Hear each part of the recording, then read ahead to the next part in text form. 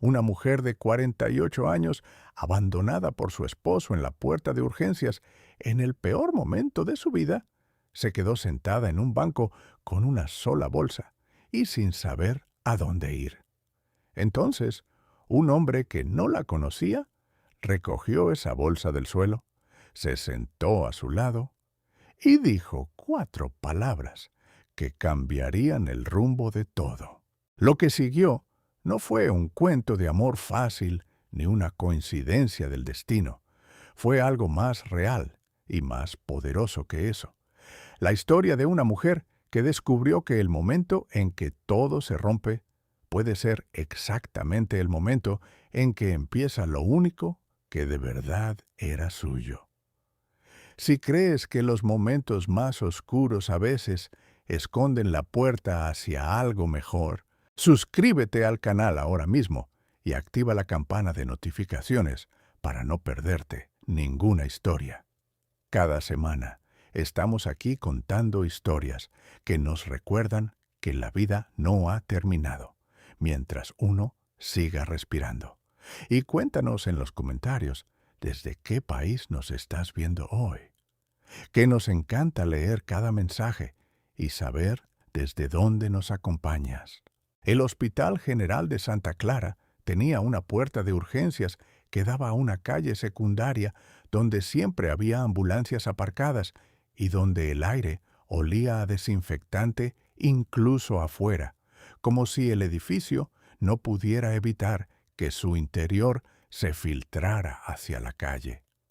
Era un martes de febrero a las 11 de la noche, y el frío de esa hora en esa ciudad era el tipo de frío que no avisa, sino que simplemente está ahí cuando uno sale, seco y con filo, que te encuentras sin importar cuántas capas lleves encima.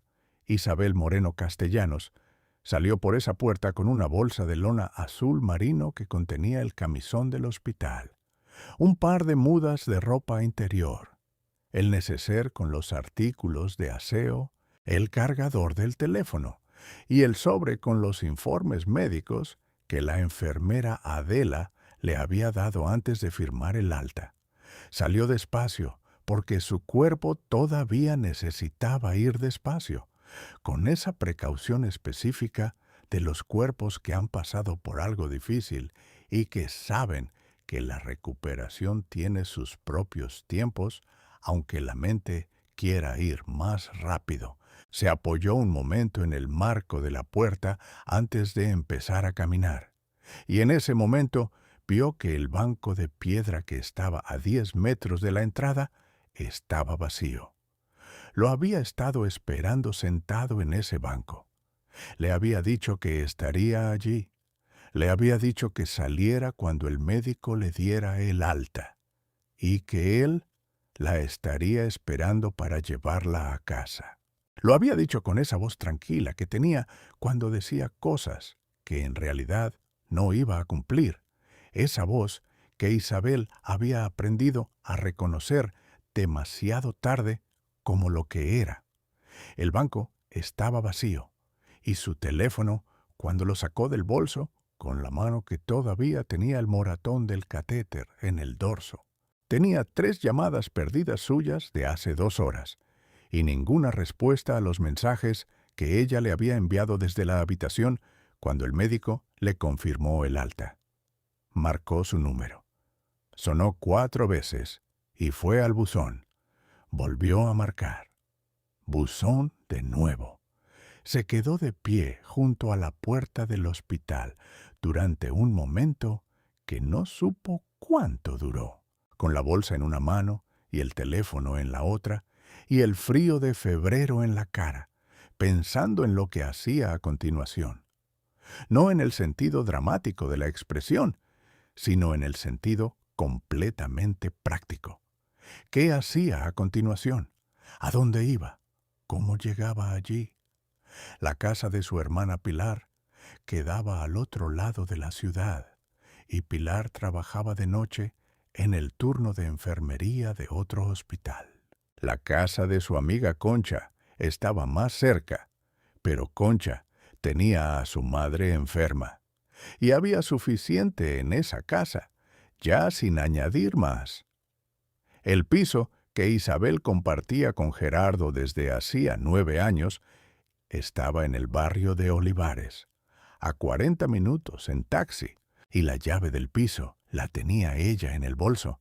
Pero entrar sola en ese piso a las 11 de la noche, en el estado en que estaba, y sin saber qué iba a encontrar allí, era una perspectiva que su cuerpo rechazaba antes de que su mente terminara de evaluarla.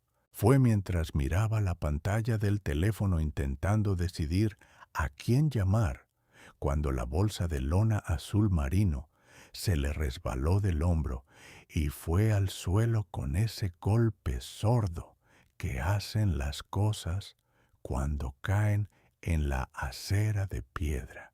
Y el neceser salió rodando, y el cargador también, y el sobre con los informes se abrió, y 2 hojas planearon unos metros antes de posarse en el suelo, con la indiferencia que tienen los papeles cuando caen. Isabel miró todo eso en el suelo sin moverse durante un segundo, porque su cuerpo necesitó ese segundo para recalibrar lo que tenía energía de hacer en ese momento y lo que no. Y entonces una mano recogió el sobre y lo cerró. Y otra mano recogió el neceser y el cargador y los puso dentro de la bolsa. Y cuando Isabel levantó la vista, había un hombre arrodillado en la acera, recogiendo las 2 hojas que habían planeado lejos, con la misma naturalidad de quien recoge algo que se ha caído sin que eso sea ningún tipo de declaración ni de gesto calculado, simplemente porque estaba allí y las cosas estaban en el suelo. Era un hombre de unos 55 años, con el abrigo oscuro de quien ha salido con prisa y no ha pensado mucho en qué ponerse, el pelo gris en las sienes y el aspecto general de alguien que ha dormido poco, pero no por razones de fiesta, sino por razones de vida. Le tendió la bolsa recompuesta y las 2 hojas dobladas, y dijo, con la voz de alguien que no tiene ninguna intención de alargar el momento más de lo necesario: necesita sentarse. No era una pregunta, era la observación de alguien que mira a otra persona y ve lo que hay. Isabel dijo que sí, supongo que sí, y él señaló el banco de piedra que estaba a 10 metros de la puerta, y los dos fueron hasta allí y se sentaron. Ella con la bolsa en el regazo, y él con un poco de espacio entre los dos, que decía que no había ninguna intención de invadir nada, solo de estar presente si hacía falta. Pasaron un momento en silencio. El frío de febrero seguía allí. Desde dentro del hospital llegaba el murmullo amortiguado de la actividad de urgencias, que nunca para del todo aunque cambie de intensidad según la hora. Una ambulancia entró por la calle lateral con las luces apagadas, porque no era emergencia, y los dos la siguieron con la mirada, porque a veces uno necesita mirar algo que se mueve cuando uno mismo no puede moverse. El hombre dijo, sin mirarla, que él también llevaba esperando a alguien que no iba a venir. Lo dijo con la calma de quien ha tenido tiempo de procesar esa realidad, y lo ha hecho de manera suficiente como para poder decirlo sin que se le rompa la voz, aunque tampoco con la indiferencia de quien ya no lo siente. Isabel lo miró. Él tenía los ojos en la calle y las manos cruzadas sobre las rodillas, y había en su postura algo que Isabel reconoció, porque lo había visto antes, en el espejo, en otras personas, en cualquier lugar donde alguien ha llegado al final de algo que creía que iba a durar más. Dijo que lo sentía. Él dijo que ella también parecía estar esperando a alguien. Isabel dijo que sí, que estaba esperando a alguien que aparentemente no iba a venir. Él asintió como si eso explicara muchas cosas sobre por qué los dos estaban en ese banco a las 11 de la noche con el frío de febrero en la cara. Luego dijo su nombre. Se llamaba Tomás Herrera. Isabel dijo el suyo.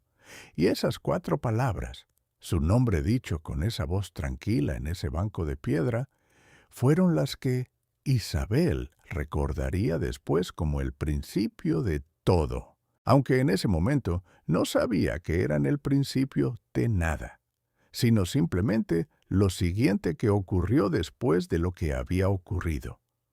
Lo que nadie en esa calle podía imaginar en ese momento era que ese banco, ese frío, esa bolsa caída en el suelo y esas 4 palabras dichas por un hombre que no tenía ninguna razón para estar allí, excepto que estaba, iban a cambiar la dirección de 2 vidas que habían estado moviéndose durante años hacia algo que no era lo que debían ser. Isabel Moreno Castellanos había nacido 48 años atrás en una familia de clase media, de una ciudad de provincias donde su padre era profesor de matemáticas en el instituto y su madre llevaba la administración de una clínica dental. Era la hija del medio entre 3 hermanos, lo cual, según ella, había desarrollado en ella una combinación específica de capacidades. La de ceder cuando la situación lo requería, la de mediar cuando las posiciones estaban enfrentadas y la de pasar desapercibida en los momentos en que pasar desapercibida era más cómodo que hacerse notar. No todas esas capacidades eran igualmente útiles en la vida adulta, pero las 3 habían sido consistentes en su carácter desde que tenía uso de razón. Estudió trabajo social con la convicción genuina de que quería hacer algo con sus días que tuviera un efecto concreto en la vida de personas concretas. No en el sentido abstracto de contribuir a la sociedad en general, sino en el sentido específico de sentarse enfrente de alguien que tiene un problema y ayudarle a resolverlo. Era buena en eso con una naturalidad que sus profesoras de prácticas reconocieron desde el primer año. Tenía la capacidad de escuchar sin proyectar, de hacer preguntas que abrían espacio en lugar de cerrarlo, y de sostener la incomodidad de las situaciones difíciles sin necesitar resolverlas antes de tiempo. Trabajó durante 12 años en los servicios sociales municipales de su ciudad, en el área de atención a familias en situación de vulnerabilidad. Y esos 12 años le enseñaron cosas sobre la naturaleza humana que no estaban en ningún libro de texto y que tenían que ver con la resistencia y la fragilidad que coexisten en las mismas personas y con la manera en que las circunstancias pueden convertir a cualquiera en alguien que necesita ayuda antes de que ese alguien haya tenido tiempo de prepararse para esa posibilidad. Conoció a Gerardo Puig en una conferencia sobre intervención social en familias con problemática de adicciones, donde él presentaba los resultados de un programa que su ONG había desarrollado en barrios periféricos de la ciudad. Gerardo era 6 años mayor que ella, carismático en el sentido específico de las personas que han aprendido que la convicción transmite mejor que los argumentos, y tenía esa manera de hablar sobre la desigualdad y la injusticia social que a Isabel le pareció genuina porque se parecía a la manera en que ella misma pensaba sobre esas cosas, aunque con más capacidad de articularlo públicamente.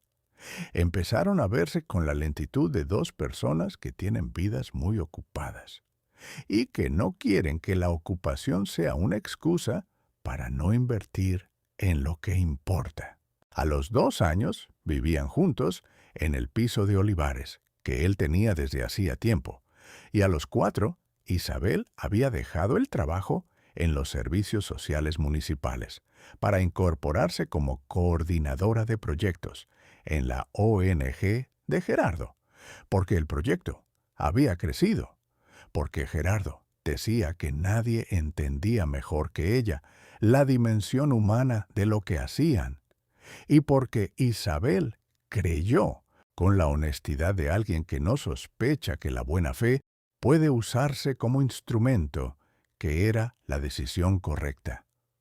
Lo fue durante un tiempo. Los primeros años en la ONG fueron genuinamente buenos. Proyectos que funcionaban, personas cuyas situaciones mejoraban de manera medible. Un equipo que Isabel había contribuido a construir con la misma metodología que aplicaba a todo lo que hacía, con paciencia y atención y sin prisa por los resultados que no habían madurado todavía. Gerardo era el rostro público de la organización, el que daba las conferencias y hablaba con los financiadores y aparecía en los medios cuando había una historia que contar. Isabel era la estructura que hacía posible que todo eso ocurriera, la que coordinaba los equipos sobre el terreno, la que resolvía los problemas logísticos y administrativos, la que leía los informes de evaluación y los convertía en información útil para tomar decisiones. Era un arreglo que tenía sentido en sus términos, y durante años Isabel no lo cuestionó, porque sus términos eran genuinamente los que a ella le correspondían según lo que cada uno aportaba. El problema fue construyéndose de otra manera, más despacio y más difícil de ver. Gerardo fue adoptando la convicción, nunca dicha explícitamente, pero presente en cada decisión pequeña, de que el éxito de la organización era esencialmente suyo, y que el trabajo de Isabel era algo valioso, pero fundamentalmente instrumental, un apoyo necesario, pero no una contribución con entidad propia. No lo hizo con maldad declarada, lo hizo con esa naturalidad gradual con que algunas personas van ocupando el espacio que otro les cede sin darse cuenta de que lo está cediendo. El diagnóstico llegó en octubre. Isabel tenía un nódulo en el tiroides que los análisis iniciales clasificaban como probablemente benigno, pero que necesitaba una biopsia para confirmarlo. Y la biopsia necesitaba cirugía ambulatoria. Y la cirugía ambulatoria requería 2 días de hospitalización y 1 semana de reposo posterior. Gerardo dijo que, por supuesto, que lo que hiciera falta, que no se preocupara por el trabajo, que él lo cubría. Lo dijo con la solidez de quien dice las cosas que se dicen en esos momentos, sin haber calculado todavía lo que implican en la práctica. El nódulo resultó benigno, que era lo que el médico había previsto con más probabilidad, pero que necesitaba confirmarse, y la cirugía fue bien en todos los sentidos técnicos. Lo que no fue bien fue lo que ocurrió en paralelo durante los 2 días de hospitalización. Gerardo llegó el primer día a media tarde. Se quedó 40 minutos. Respondió 3 llamadas de teléfono mientras estaba en la habitación. Y se fue diciendo que tenía una reunión con un financiador que no podía cancelar. El segundo día no llegó por la mañana, sino por la tarde. Y cuando llegó, tenía el aspecto de alguien que ha estado en otro lugar durante mucho tiempo y está volviendo a una responsabilidad que en algún momento del día había estado en el fondo de su lista. Isabel lo observó durante esas visitas con la misma atención con que observaba a las personas en su trabajo. Esa capacidad de ver lo que hay debajo de lo que se muestra. Y lo que vio no le gustó porque no era nuevo, sino que era la confirmación clara de algo que había estado eligiendo no ver durante meses. Lo que vio era la diferencia entre alguien que está presente porque quiere estarlo y alguien que está presente porque la situación lo requiere. Y no hay otra manera de manejarlo sin que la ausencia sea demasiado evidente. Cuando el médico firmó el alta y la enfermera Adela le dio el sobre con los informes, Isabel le mandó un mensaje a Gerardo diciendo que en 20 minutos estaría en la puerta.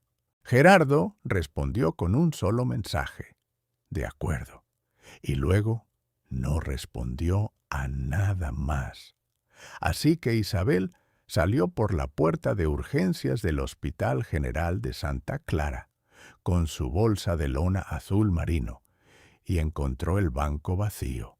Y fue entonces cuando la bolsa se cayó y las hojas planearon en el suelo, y un hombre llamado Tomás Herrera estaba allí porque también él estaba esperando a alguien que no iba a venir.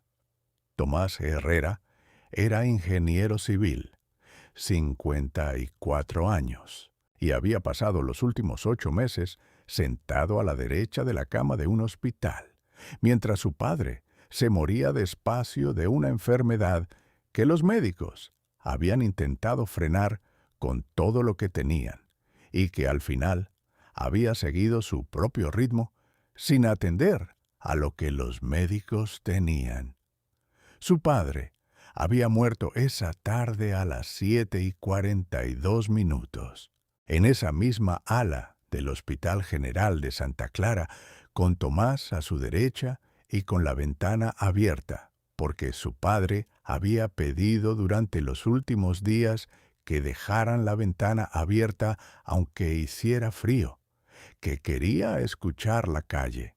La persona que Tomás había estado esperando en el banco era su hermana Claudia, que vivía en otra ciudad y que había dicho que intentaría llegar, que dependía de cómo salieran los trenes de esa tarde. No había llegado a tiempo de ver a su padre con vida, y tampoco había llegado todavía al banco cuando Isabel salió por la puerta de urgencias. Llegó 40 minutos después, cuando Tomás e Isabel llevaban 40 minutos sentados en ese banco, hablando de cosas que ninguno de los dos había planeado hablar con un desconocido esa noche, que era exactamente el tipo de conversación que ocurre cuando dos personas están demasiado cansadas para mantener las distancias habituales y demasiado necesitadas de humanidad para seguir fingiendo que no la necesitan. Hablaron de lo que estaban haciendo en ese hospital, que era la pregunta más natural del mundo en ese banco en ese momento. Tomás le dijo lo de su padre con esa brevedad de quien ha estado procesando algo durante mucho tiempo y tiene las palabras justas para nombrarlo sin que nombrarlo lo amplíe más de lo que ya es. Isabel le dijo lo de la cirugía y el alta, y la bolsa y el banco vacío, también sin dramaturgia, simplemente como la descripción de lo que había pasado esa noche. Tomás escuchó sin decir lo que se dice habitualmente en esas situaciones, que es alguna versión de lo siento mucho o qué barbaridad, que en realidad es una manera de cerrar la conversación antes de que se profundice demasiado. En cambio, dijo que entendía lo que es esperar algo que no llega, y luego no dijo más porque no hacía falta. Isabel le preguntó si tenía a dónde ir esa noche. Él dijo que sí, que tenía el apartamento de su padre que tendría que gestionar en los próximos días, y que esta noche era el primer lugar donde ir, porque era el único lugar que tenía sentido. Luego le preguntó lo mismo a ella. Isabel miró la pantalla del teléfono, que seguía sin respuestas de Gerardo, y dijo que todavía lo estaba calculando. Tomás dijo que si necesitaba llamar a alguien, podía hacerlo, que él podía esperar a su hermana allí todavía un rato. Isabel dijo que sí, que gracias. Llamó a su hermana Pilar, que estaba en el turno de noche de su hospital, pero que atendió al segundo tono porque el nombre de Isabel en la pantalla a esa hora del martes le dijo que era importante. Isabel le explicó lo que había pasado con una brevedad que Pilar, que la conocía desde siempre, completó sola con la información que no estaba en las palabras. Pilar dijo que la recogía cuando terminara el turno a las 7 de la mañana y que mientras tanto se fuera a casa de Concha, que Concha lo entendería, que la llamara. Isabel dijo que bien, que gracias, que estaba bien. Pilar dijo que ya lo sabía, que por eso le preocupaba. Y antes de cortar, añadió que cuando una cosa se rompe, es porque ya no servía para lo que tenía que servir, y que eso no era una tragedia, aunque en ese momento lo pareciera. Cuando cortó la llamada, Tomás estaba mirando la calle con las manos cruzadas en las rodillas, en esa postura que tenía de persona que sabe estar en silencio sin que el silencio sea incómodo. Isabel le dijo que había resuelto el asunto de a dónde ir. Él dijo que bien. Luego llegó Claudia, que venía corriendo desde el taxi y que abrazó a su hermano en la acera con el llanto contenido de quien ha llegado tarde a algo que no puede recuperarse, y lo sabe. Y Tomás le devolvió el abrazo con esa solidez que tienen las personas que han aprendido a sostener a otros, aunque ellos mismos necesiten también que los sostengan. Isabel recogió su bolsa, se levantó del banco y antes de irse le dijo a Tomás que lo sentía por su padre, que esperaba que el apartamento tuviera lo que necesitaba esa noche. Tomás asintió y luego dijo, con esa naturalidad que tenía para decir las cosas sin añadirles más peso del que tienen, que esperaba que ella encontrara lo que necesitaba también. Isabel dijo que sí, que lo creía, y se fue hacia la parada de taxi de la calle principal. En el taxi, hacia casa de Concha, con la ciudad pasando por la ventanilla, con sus luces de las 11 de la noche y el calefactor del taxi haciendo ese ruido suave que tienen los calefactores viejos, Isabel sacó el teléfono y vio que Gerardo había mandado un mensaje finalmente. Decía que había surgido algo, que lo sentía, que mañana hablaban, sin más explicación, sin más nada. Isabel leyó el mensaje 2 veces, lo guardó en el bolso y miró la ciudad por la ventanilla durante el resto del trayecto sin pensar en Gerardo, sino en lo que Pilar le había dicho, que cuando una cosa se rompe es porque ya no servía para lo que tenía que servir.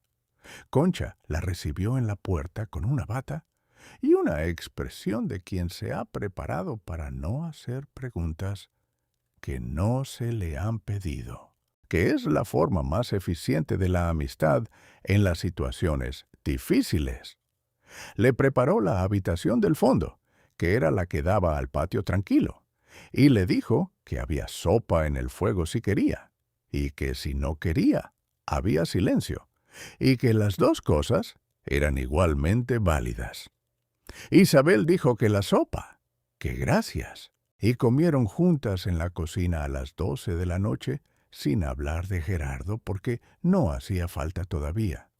Esa noche, antes de dormirse en la cama de la habitación del fondo con las sábanas que olían al suavizante de Concha, Isabel pensó en el banco de piedra y en el hombre que había recogido sus cosas del suelo y las había vuelto a poner en la bolsa. Pensó en las 4 palabras, su nombre dicho con esa voz, y pensó que había algo en la manera en que Tomás Herrera miraba las cosas que le recordaba a la manera en que ella misma había aprendido a mirarlas en 12 años de trabajo social, sin añadir nada, sin quitar nada, simplemente viendo lo que hay. Se durmió pensando que algunos encuentros ocurren cuando uno ya no tiene energía para gestionarlos. Y quizás, por eso, son los más reales. La conversación con Gerardo tuvo lugar 2 días después, en el piso de Olivares, cuando Isabel volvió a recoger sus cosas con Pilar como compañía, no porque lo necesitara para la conversación, sino porque la presencia de Pilar en la puerta era una manera de recordarse a sí misma que tenía personas de su lado sin que eso necesitara ser demostrado con ningún gesto dramático. Gerardo estaba en el piso cuando llegaron, lo cual no era lo acordado, y su presencia generó ese tipo de tensión que tiene los espacios cuando dos personas que han compartido un lugar durante años se encuentran en él, sabiendo que ese tiempo ha terminado. Habló con esa combinación de disculpa y justificación que usan las personas cuando saben que han hecho algo difícil de defender, pero no quieren reconocerlo completamente, explicando lo de la reunión del financiador y lo de la situación con el proyecto, y lo de que había sido muy mala comunicación de su parte y que lo sentía. Isabel lo escuchó con la atención que le quedaba, que no era mucha, y cuando terminó, le dijo que sí, que lo entendía y que eso no cambiaba lo que tenía que cambiar.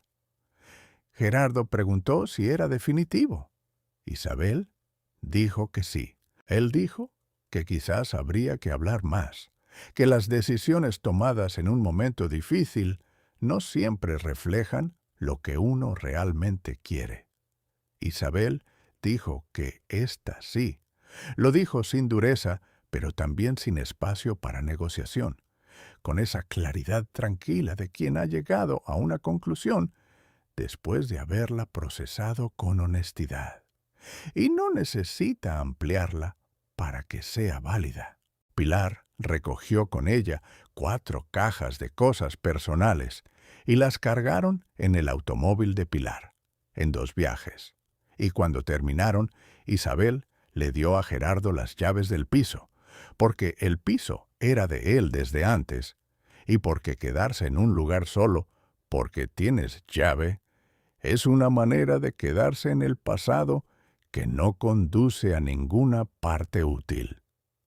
Gerardo cogió las llaves sin decir nada más. Isabel salió por la puerta y bajó las escaleras, y cuando llegó a la calle, el frío de febrero todavía estaba allí, el mismo frío que había estado en la puerta del hospital 2 días antes. Pero ahora Isabel lo sentía diferente, no más cálido, sino más suyo, más parte de algo que estaba empezando, en lugar de algo que estaba terminando. La llamada de Tomás llegó una semana después. Había guardado el número de Isabel, porque se lo había dado ella misma cuando se despidieron en el banco, no con ninguna intención declarada, sino con la lógica simple de 2 personas que han hablado en un momento difícil y que dejan abierta la posibilidad de saber cómo le ha ido al otro. Tomás dijo que quería saber cómo estaba. Isabel dijo que estaba bien, que las cosas habían cambiado bastante en esa semana, pero que estaba bien. Él dijo que a él también le habían cambiado bastante, que había pasado la semana gestionando los asuntos de su padre y que había sido agotador de una manera que no tenía que ver con el cansancio físico, sino con el otro tipo de cansancio, el que viene de procesar cosas que tienen mucho peso. Quedaron para tomar café esa tarde, en una cafetería del centro que no era el hospital, ni ningún lugar cargado de historia para ninguno de los dos. Simplemente un lugar neutro y tranquilo, con mesas de madera y olor a café recién hecho.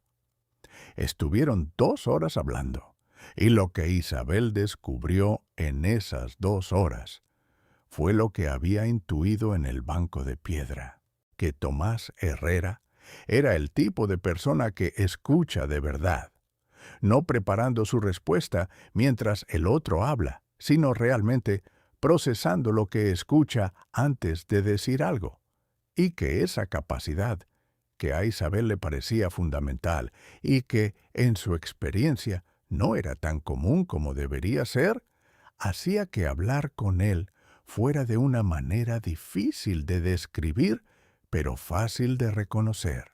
Tomás le contó de su padre, del año de enfermedad, de los meses en el hospital, de la sensación específica de ver a alguien que uno quiere disminuirse poco a poco y de no poder hacer nada excepto estar presente.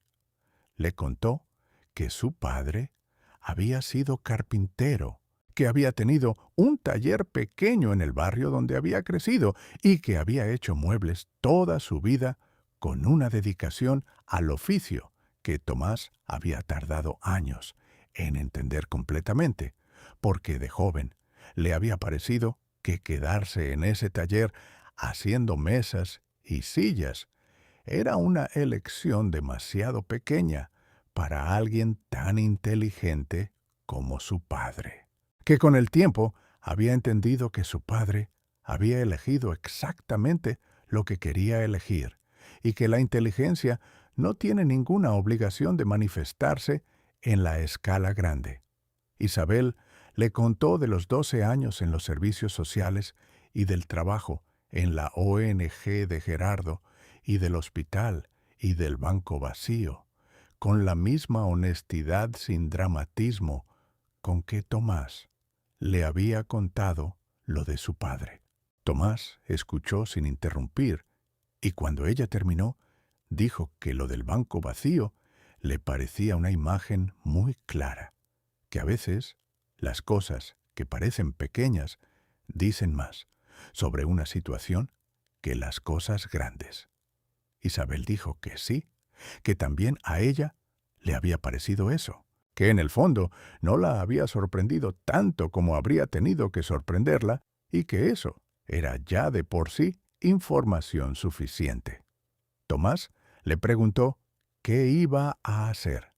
Isabel dijo que lo estaba calculando, que tenía que encontrar trabajo, porque había dejado la ONG de Gerardo junto con el piso, lo cual había sido la decisión correcta, pero que sumaba a la situación una dimensión práctica que necesitaba atención, que por el momento vivía con su hermana Pilar, que tenía la generosidad de las personas que no hacen sentir al otro que ocupa espacio que no le corresponde. Tomás dijo que era bueno tener ese tipo de personas. Isabel dijo que sí, que lo era, y que lo sabía mejor ahora de lo que lo había sabido antes. Cuando se despidieron en la calle, Tomás le preguntó si podían verse otra vez. Isabel dijo que sí, que le parecía bien, y los dos se fueron en direcciones distintas por la misma calle, con el frío de febrero todavía en la cara. Y esta vez, a Isabel el frío le pareció simplemente clima, no presagio ni castigo, ni ninguna de las cosas que el frío de esa noche, en la puerta del hospital, había parecido ser. Lo que siguió fue algo que Isabel no habría sabido describir con ninguna de las categorías disponibles, porque no se parecía a nada de lo que había tenido antes. No era la urgencia de los 20 años ni la convicción programática de los 30, que es la forma que tiene el amor cuando uno cree que la vida es un proyecto que hay que gestionar correctamente. Era algo más parecido a la sensación de reconocer un lugar sin haber estado antes en él, esa paradoja específica de los espacios que uno encuentra y que parecen llevar esperando el tiempo exacto que uno tardó en llegar. Se vieron 2 veces esa semana y 3 la siguiente. Y en ninguna de esas veces hubo apresuramiento, ni programa, ni la sensación de que algo tenía que demostrarse o conseguirse. Tomás tenía un apartamento en el barrio de San Marcos, pequeño y ordenado, con la sobriedad de alguien que no necesita mucho espacio para estar cómodo. Y en ese apartamento había una librería que ocupaba una pared entera con libros de ingeniería y de historia y de fotografía, y una sección que Isabel identificó como de carpintería, que era los libros del padre de Tomás que él había traído del taller y que no podía ni quería separar del resto. En el taller del padre, al que Tomás la llevó 3 semanas después, cuando ya habían cruzado ese umbral que no tiene nombre exacto, pero que los dos reconocieron cuando lo cruzaron, había muebles terminados y muebles a medias, y muebles que eran solo tablones, con las marcas del lápiz que indicaban los cortes. Y en el banco de trabajo había las herramientas del padre ordenadas con la meticulosidad de quien las ha usado tanto, que ya sabe exactamente dónde tiene que estar cada una para que la mano las encuentre sin buscarlas. Tomás caminó por el taller con esa manera de moverse que tienen las personas en los espacios de los que han perdido, despacio y con atención, tocando algunas cosas y dejando otras. Y Isabel lo observó desde la puerta sin entrar hasta que él se giró y le hizo un gesto para que entrara. Isabel entró y se quedó junto al banco de trabajo y miró los tablones con las marcas del lápiz. Preguntó qué era lo que el padre estaba haciendo. Tomás dijo que una mesa, que la había empezado 2 meses antes de ponerse enfermo y que la tenía casi lista, que solo faltaban los acabados y el ensamblaje final. Isabel miró la mesa sin terminar durante un momento y luego dijo que quizás habría que terminarla. Tomás la miró. Isabel dijo que una mesa empezada necesita ser terminada, que los objetos que tienen un propósito y no se completan quedan en una especie de suspensión que no es buena para nadie.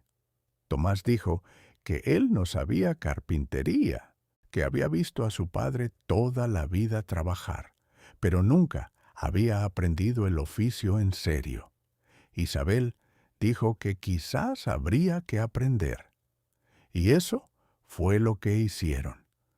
No esa tarde ni la siguiente, porque había otras cosas que resolver primero. Pero en las semanas que siguieron, Tomás empezó a aprender carpintería con los libros de su padre y con los videos de personas que enseñaban el oficio en Internet, y con el tanteo paciente de alguien que respeta lo que está aprendiendo y no tiene prisa por llegar a ningún resultado antes de entenderlo. Isabel lo ayudaba algunos sábados, no porque supiera carpintería, sino porque 2 pares de manos son más eficientes que uno, y porque estar en ese taller con Tomás, aprendiendo algo difícil con humildad y persistencia, era una de las mejores maneras que había encontrado de pasar el tiempo. El trabajo llegó de una manera que Isabel no había anticipado. La directora de una fundación que trabajaba con familias en situación de riesgo de exclusión y que había conocido a Isabel años atrás en unas jornadas de trabajo social, la llamó en marzo para ofrecerle una posición como coordinadora de programas. Una posición que en términos de responsabilidad y de impacto real era más parecida a lo que Isabel hacía en los servicios sociales municipales que a lo que había terminado haciendo en la ONG de Gerardo, donde su título decía coordinadora, pero su función real era cada vez más la de gestora de la infraestructura del proyecto de otro. La directora de la fundación dijo que buscaba a alguien que entendiera la dimensión humana del trabajo, sin perder de vista la dimensión técnica, y que en su experiencia esa combinación no era común, y cuando la encontraba, no la dejaba pasar.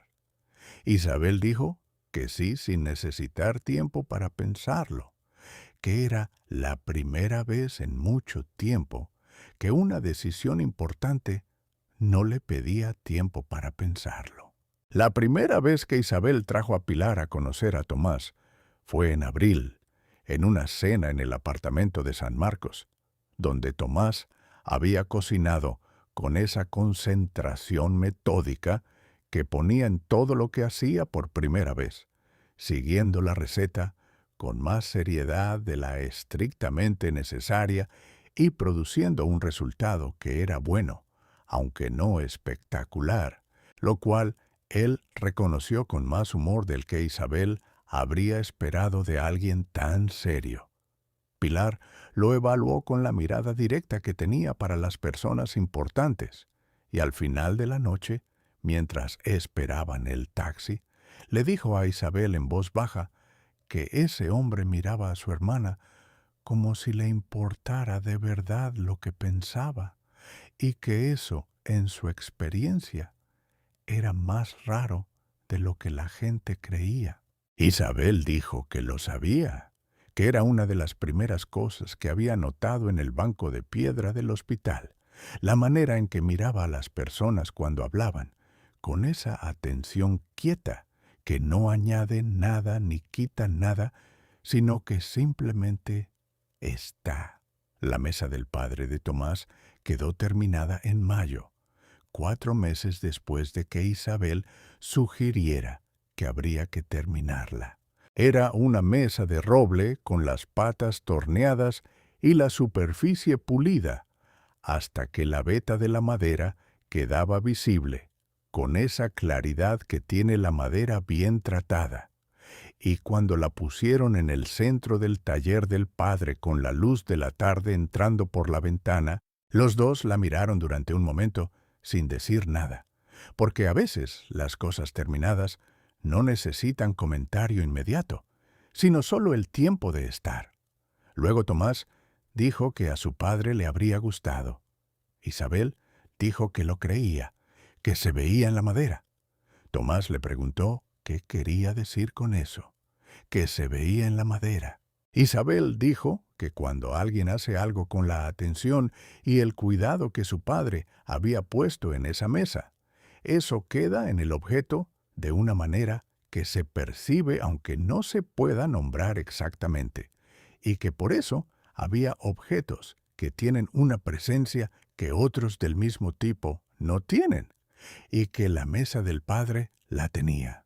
Tomás la miró durante un momento y luego dijo que Isabel decía las cosas de una manera que hacía que tuvieran más sentido del que él les había encontrado antes.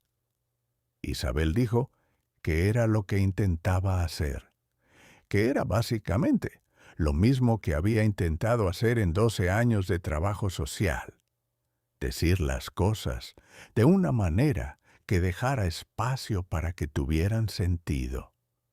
Se mudaron juntos en septiembre a un apartamento más grande que el de San Marcos, pero en el mismo barrio, porque Tomás tenía el taller del padre a 3 calles y no quería alejarse, y porque Isabel había encontrado en ese barrio, con sus calles tranquilas y su mercado del jueves y su librería de segunda mano en la esquina, algo que se parecía mucho a un lugar donde querer quedarse.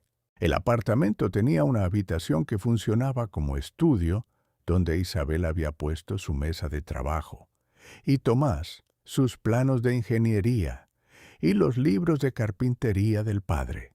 Y en esa habitación compartida trabajaban los dos en silencio la mayor parte de las veces, con el silencio específico de 2 personas que no necesitan llenar el espacio con sonido para saber que el otro está allí. Gerardo llamó una vez, en verano, cuando la fundación donde trabajaba Isabel había recibido un reconocimiento institucional que había salido en los medios locales con su nombre. Dijo que la había visto en las noticias y que se alegraba por ella. Isabel dijo que gracias, que estaba bien.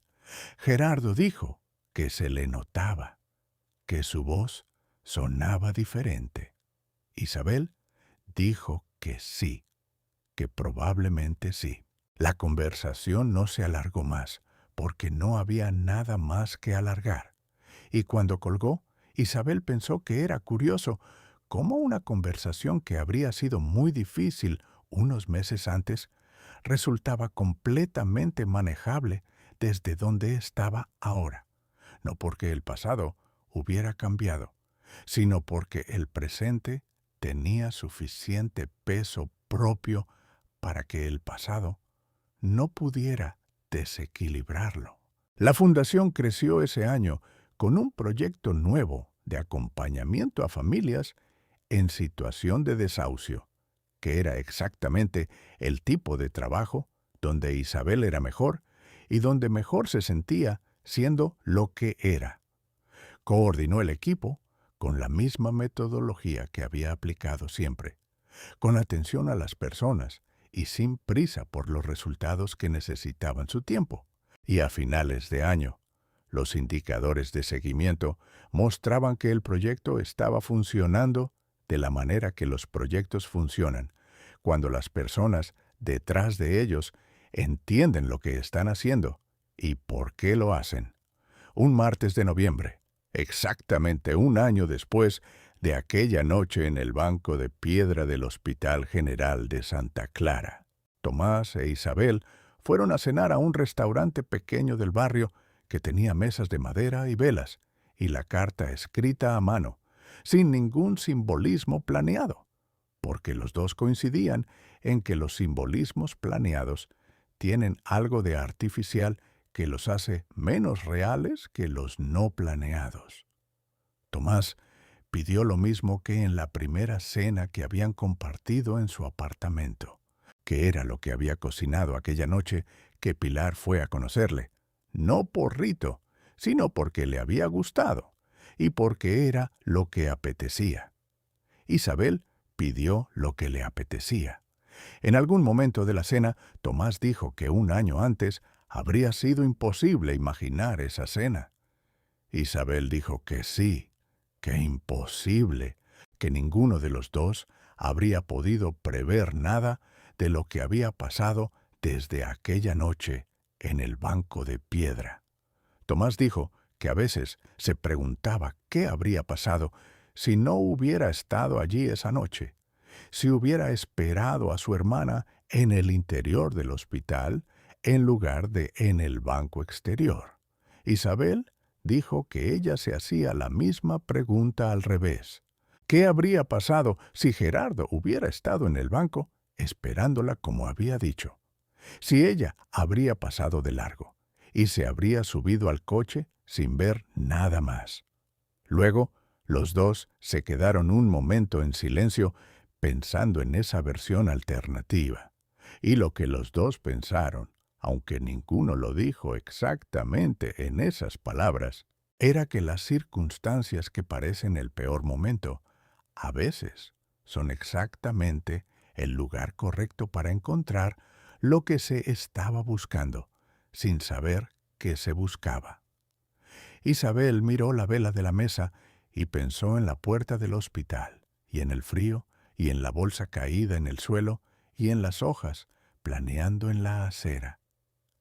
Pensó en el banco vacío que debería haber tenido a Gerardo y que tuvo a Tomás.